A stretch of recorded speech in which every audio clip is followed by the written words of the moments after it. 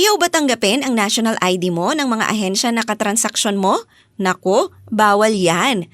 Ang national ID, mapa-card man yan, e-Fil ID o yung black and white na papel na copy, o ang online o digital version na kopya ay dapat tanggapin bilang valid ID sa mga transaksyon.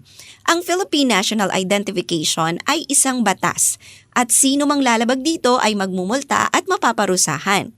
Sa inilabas ng PSA na Implementing Rules and Regulations ng Philippine Identification System Act, magmumulta ng 500,000 pesos at mapaparusahan ang sino mang hindi tatanggap sa national ID bilang valid ID.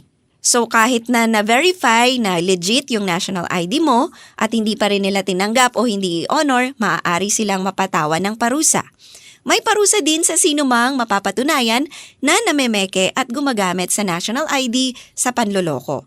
Kung ayaw tanggapin ang national ID, e-Fil ID o digital national ID mo, i-report mo ang ahensya na ayaw tumanggap sa ID mo nang walang sapat na dahilan.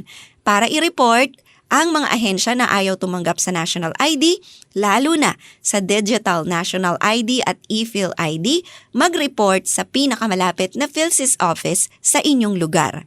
Pwede din mag-email sa info@philsys.gov.ph o kaya tumawag sa PhilSys hotline sa 1388. Kung available naman ang eGov.ph app sa cellphone mo, pwede mong pindutin ang Contact Us sa eGov account mo at ilahad doon ang detalye ng iyong reklamo. Mahalaga na ma-report natin ang mga ahensya na ayaw tumanggap sa national ID natin para masolusyonan ito ng PSA at PhilSys. Maraming salamat sa panonood.